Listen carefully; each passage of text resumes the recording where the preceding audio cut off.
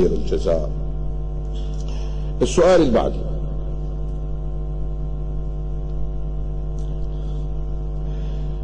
أنا ذاكر قصة نبي، هذا النبي كان معجزة المشمش، قصة ممكن 20 سنة قبل، ما أدري.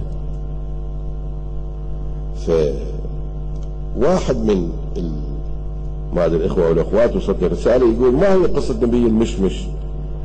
فخلينا نقول قصة نبي المشمش. هاي الرواية يذكرها رسول الله صلى الله عليه وآله وسلم. كان فيما مضى النبي، هذا النبي دعا قومه إلى الله 40 سنة. هاي حزورة إذا سألوكم شنو نبي المشمش هذا جواب. هذا النبي دعا قومه إلى الله 40 سنة ولا واحد آمن به. وحقيقة أقدر أقول المظلومون في التاريخ هم الأنبياء. لله اتبعوا من لا يسألكم أجرا وهم مهتدون، ما طالبين منكم شيء، وتعالوا صلوا يا الله، اعبدوا الله، خير الدنيا والآخرة وراء. كانوا يضربوهم، يكسروهم، يقتلوهم، يذبحوهم بالمنشار، ينشروهم، يحرقوهم بالنار، نعوذ بالله. هذا النبي 40 سنة دعاهم إلى الله، ولا واحد. يوم من الأيام هذول دخلوا في معبدهم، كان عندهم يوم عيد، رايحين للمعبد. هذا النبي أيضا جاء باب المعبد، هذا النبي الوحيد الغريب. قال: يا أهل الدنيا، يا ناس، يا أهل البلد، تعالوا إلى الله، اعبدوا الله سبحانه وتعالى. يوم عيد طلعوا جماعة من الشباب قالوا: خلينا نضحك شوية. قالوا له: أنت من قبل الله؟ قال: نعم. قالوا: ربك كل شيء يقدر يسوي؟ قالوا: نعم. قالوا: احنا هاليوم يوم العيد، وكان قانونهم آنذاك يلبسون الثياب الصفر يوم العيد.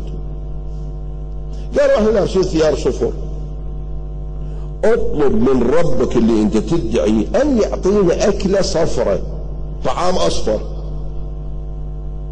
نؤمن بك. قال: تؤمنون؟ قالوا: نعم. بسيطة. كانت عنده في الخشبة هناك عودة شالها، خلاها بالارض. قال: الهي انزل عليهم مائدة صفراء.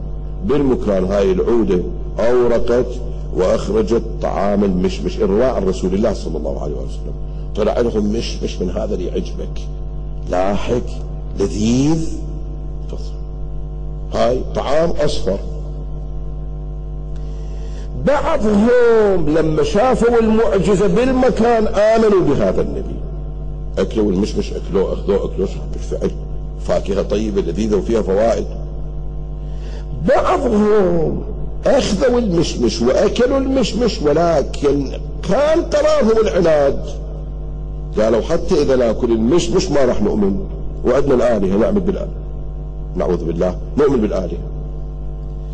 فلما صار قرارهم هذولاك الفرقة الأولى أن يؤمنوا والفرقة الثانية لم يؤمنوا، إرواء عن رسول الله، هذولاك الذي قرروا الإيمان، تدرون وسط المشمش أكو نواة، وسط النواة أكو حبة مثل اللوز، لب حبة المشمش للمؤمنين صار حلو، كسروا الحبات طلع اللب حلو.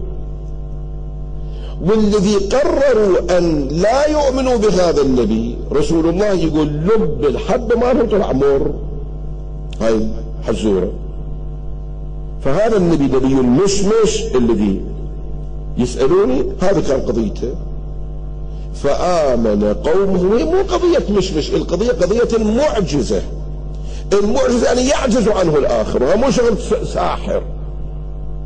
فآمنوا بنبيهم والباقون كفروا بنبيهم، نعوذ بالله.